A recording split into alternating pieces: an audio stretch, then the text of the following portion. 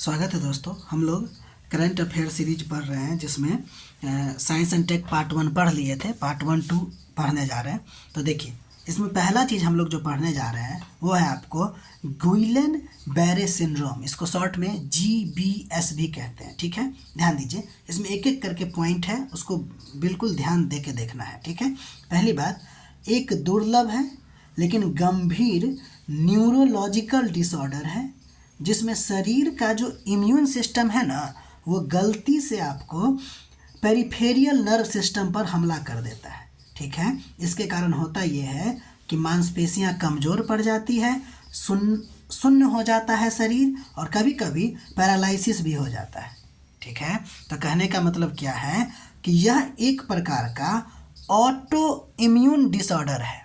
ठीक है, अगर मान लीजिए एक क्वेश्चन दिया जाए कि Guillain Baire syndrome is a auto immune disorder, तो ये सही होगा। इसमें होता क्या है कि हमारा जो इम्यून सिस्टम है ना, वो हमारे पेरिफेरियल नर्वस सिस्टम पर हमला करने लगता है।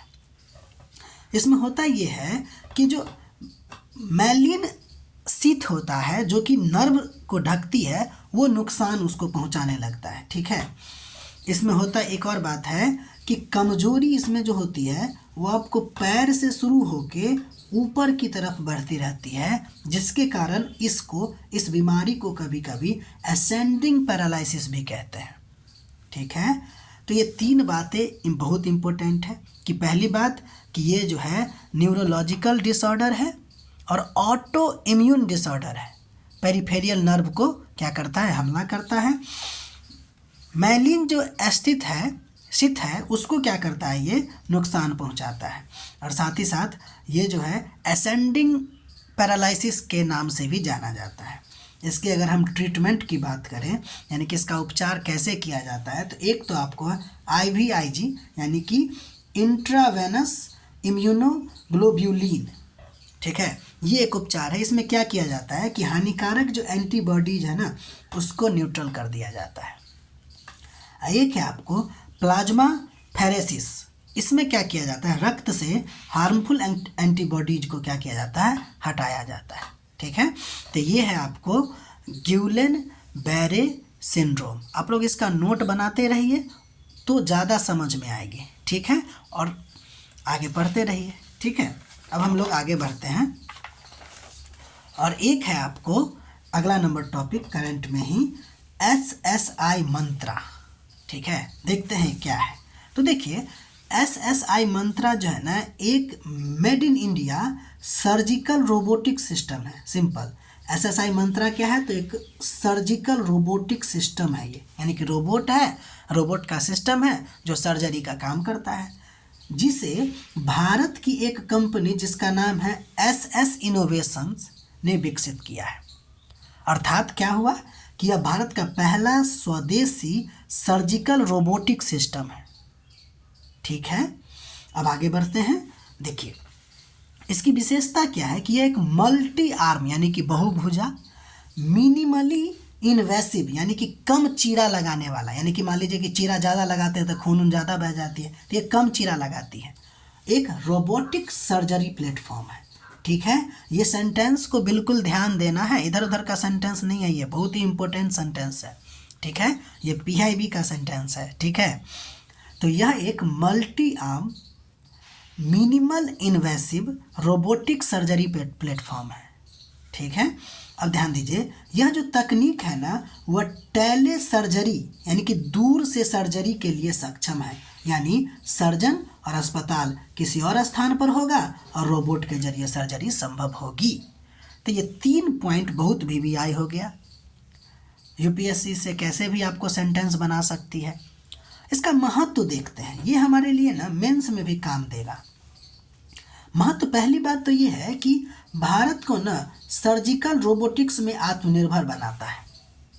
ठीक है, इससे विदेशों पर निर्भरता कम होगी, सर्जिकल जो है अधिक सटीक होगा और सुरक्षित भी होगा, क्योंकि खून ज़्यादा नहीं बहेगी, कम रक्तस्राव होगा, कम दर्द होगा, कम हॉस्पिटल स्टे होगा, यानी कि कुछ ही दिन में आदमी बाहर निकल जाएगा, तो खर्चा भी कम होगा। ठीक है ना, तो ये इसका महत्व है। एक और बहुत ही इम्पोर्टेंट महत्व ये है कि देखिए, गांव में अस्पताल की कमी होती है, तो सर्जन की भी कमी होती है, तो ये ना रूरल अर्बन गैप को कम कर सकता है टेली सर्जरी के माध्यम से। ठीक है भाई, ये हो गया दूसरा न्यूज। अब हम लोग एक आपके लिए HW है कि Chandrayaan mission 3 NVS mission NVS-02 जो मिशन उसके बारे में खासकर आदित्य L1 और कार्टोसेट 2 सीरीज जो है ना, इसके बारे में आप थोड़ा थोड़ा अध्ययन कर लीजिए, जैसे कि इसका उद्देश्य क्या था और इसके जो मतलब कि ये जो जिस यान से छोड़ा गया है उसके बारे में। ठीक है, ये दो इम्पोर्टेंट बात हो सकता है आपको मिलाने के लिए पूछ दिया जाए। अब अगला नंबर हम पढ़ने जा रहे हैं, एक है आपको WASP-127b। ये है क्या? अगर मान लीजिए ऐसे सीधे रहे कि ये है क्या, तो एक एक्सो प्लैनेट है, यानी कि बाह्य ग्रह है जो हमारे सौर मंडल से बाहर है। यानी कि कहेगा चर्चा में रहे शब्द WASP-127b क्या है, तो एक बाह्य ग्रह है, यानी कि एक्सो प्लैनेट है जो हमारे सौर मंडल से बाहर है। और यह जो है आपको वास्प या WASP-127 नामक तारे के चारों ओर परिक्रमा करते हैं। यानी कि तारा का नाम जो है WASP-127 है और ये जो WASP-127b है वो क्या है, आपको ग्रह है। ठीक है, अब इसकी विशेषता की बात करते हैं। इस ग्रह की विशेषता की बात करते हैं, इसे सुपर फूफ ग्रह भी कहते हैं। ठीक है, मतलब हुआ ये कि ये बृहस्पति के जैसा बहुत ज़्यादा फूला हुआ है, लेकिन ना इसका द्रव्यमान बहुत ही कम है, घनत्व बहुत ही कम है। ये ना उस तारे से यानी कि WASP-127 तारे से इतना नज़दीक है कि आपको केवल 4 दिन में पूरा परिक्रमा कर लेता है। यानी कि जो जितना नज़दीक होगा उतना जल्दी परिक्रमा करेगा। जैसे सन के चारों तरफ बुध 88 दिन में परिक्रमा कर लेता है ना। इम्पोर्टेंट बात इसके वातावरण को लेकर देखिए। इसका जो वातावरण है यानी में इसमें आपको सोडियम और पानी के वाष्प मिलते हैं और यहाँ पर आपको लगभग 33,000 किलोमीटर पर सेकंड तक पहुँचने वाली उच्च गति की जेट धारा वाली हवा के लिए ये बहुत ज़्यादा फेमस है। यानी कि अगर मान लीजिए आपसे क्वेश्चन पूछा जाए कि लगभग 33,000 किलोमीटर पर आवर की गति से बहने वाली जेट धारा जो है वो आपको कहाँ बहती है, तो लगभग आपको ये जो ग्रह है WASP-127b में, ये इसका एक इम्पोर्टेंट विशेषता है, इम्पोर्टेंट फीचर है। ठीक है, ये इसी के लिए जाना जाता है। अब तक के सबसे तेज गति से बहने वाली जेट धारा है ये। ठीक है, अब हम लोग आगे बढ़ते हैं और अगला नंबर देखते हैं कि क्या है, तो जेट इंजन के बारे में बात करते हैं। ठीक है, तो जेट इंजन की अगर हम बात करें, अब हम बात करते हैं जेट इंजन के बारे में। तो देखिए जेट इंजन जो होता है वो वह जो होता है आपको एयर ब्रीदिंग टेक्निक पर काम करता है। ठीक है, ध्यान दीजिए कि यह जो है ना, अगर इसके बारे में पूछा जाए जेट इंजन के बारे में तो 3-4 बात पहले इसके बारे में याद रखते हैं कि यह एक प्रकार का रिएक्शन इंजन है। ठीक है, दूसरा यह क्या करता है, इसका मैकेनिज्म क्या है कि यह हवा को अंदर खींचकर उससे आपको ईंधन जलाता है, जिसके वजह से तेज गैस बाहर निकलती है और इंजन को आगे की तरफ धकेलती है। यानी कि होता क्या है कि जब तेज गैस आपको बाहर निकलती है तो इससे थ्रस्ट पैदा होता है, दबाव पैदा होती है जो इंजन को या विमान को आगे की तरफ बढ़ाती है। ये जो जेट इंजन है ना, वो न्यूटन के 3rd लॉ ऑफ मोशन पे काम करता है। ठीक है, अब हम बात करते हैं टाइप ऑफ जेट इंजन। ठीक है, जिसमें पहला है टर्बोजेट। देखिए ये सबसे पुराना प्रकार है जेट इंजन का। इसकी गति जो है लगभग हाई स्पीड एयरक्राफ्ट जैसा होता है, लगभग मैक 1 से 2 मैक के आसपास इसकी गति होती है। ये जो है आपको टर्बोजेट, इसका यूज होता है, यानी कि इस इंजन का यूज होता है सामान्य विमान में और फाइटर जेट में खासकर इसका इस्तेमाल होता है। ठीक है, अगर हम टर्बो फैन की बात करें तो सिंपल बात समझिए कि टर्बोजेट का एडवांस फीचर है, जिसमें होता क्या है कि टर्बोजेट इंजन होता है, विशेषता वही होती है, बस इसमें एक एक्स्ट्रा फैन लगा दिया जाता है। इसका उपयोग होता है आपको कमर्शियल एयरलाइन में, बोइंग में, एयरबस में, यानी कि एयरलाइन में इसका यूज होता है।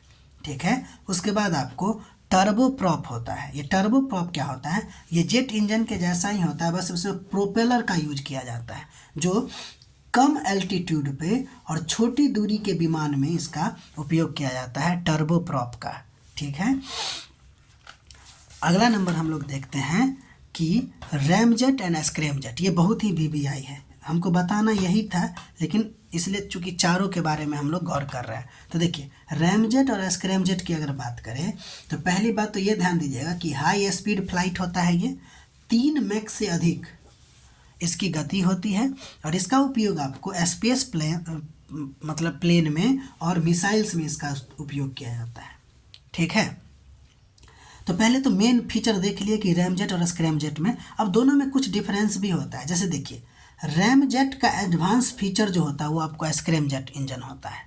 ठीक है, अब देखिए, ये जो स्क्रैमजेट इंजन होता है ना, वह आपको सुपरसोनिक गति से उड़ान भरता है, जबकि स्क्रैमजेट इंजन जो होता है वो आपको हाइपरसोनिक गति से उड़ान भरता है। यानी कि ये सब जेट इंजन ही है, बस इसका नाम अलग अलग है और फीचर अलग अलग है, जिसमें सबसे इम्पोर्टेंट आज के समय में रैमजेट और स्क्रैमजेट है। रैमजेट आपको सुपरसोनिक गति से चलती है, जबकि स्क्रैमजेट जो होती है वो हाइपरसोनिक गति से चलती है। ठीक है, बाकी आप पहले ही देख चुके हैं जेट इंजन का फीचर कि ये काम कैसे करता है, तो वो सब भी ऐसे ही काम करेगा, लेकिन इसका जो गति हो जाएगी ना वो अलग होगा। तो गति के आधार पर इसका अलग अलग प्रकार है। नोट, यहाँ पे कुछ इम्पोर्टेंट बात है जो बहुत ही इम्पोर्टेंट है, ध्यान दीजिएगा। रैमजेट में एयर इनटेक जो होता है ना, यानी कि एयर लेने वाला होता है, देखे ना कि एयर ब्रीदिंग टेक्निक पे काम करता है, यानी हवा को अंदर खींचता है। तो एयर को अंदर खींचने वाला जो एयर इनटेक होगा वो हवा को क्या करता है, उसमें हवा सुपरसोनिक स्पीड से आती है, किस में? रैमजेट में, और कंबसन चैम्बर में उसे धीमा कर दिया जाता है। यानी कि समझिए कि रैमजेट में हवा जो आती है वो सुपरसोनिक स्पीड से आती है, जब ये कंबसन चैम्बर में जाती है तो सबसोनिक हो जाती है, यानी कि स्पीड थोड़ा सा उसका कम हो जाता है। जबकि स्क्रैमजेट में, जो कि रैमजेट का ही एडवांस वर्जन है, दोनों में खास अंतर नहीं है। बस अंतर क्या है कि स्क्रैमजेट जो है ना वो एयर टेक जो लेता है हवा को सुपरसोनिक स्पीड में लेता है, और कंबसन चैम्बर में सेम स्पीड में गुजरने देती है। समझे? मतलब रैमजेट और स्क्रैमजेट ये जेट इंजन का प्रकार है, और ये दोनों में कोई खास डिफरेंस नहीं है। रैमजेट का एडवांस वर्जन आपको स्क्रैमजेट है। अंतर क्या चीज़ का है? तो देखिए, उसका जो एयर इनटेक होता है ना, वो जो हवा उसमें आती है इनटेक से उसमें सुपरसोनिक स्पीड से आके अगर कम हो जाएगा कंबसन चेयर में तो रैमजेट होगा, लेकिन जिस स्पीड से आ रही है उसी स्पीड से अगर जाएगा तो आपको स्क्रैमजेट होगा। बस ध्यान दीजिएगा कि स्पीड में अंतर होता है। रैमजेट सुपरसोनिक स्पीड से चलती है, जबकि स्क्रैमजेट जो है आपको हाइपरसोनिक स्पीड से चलती है।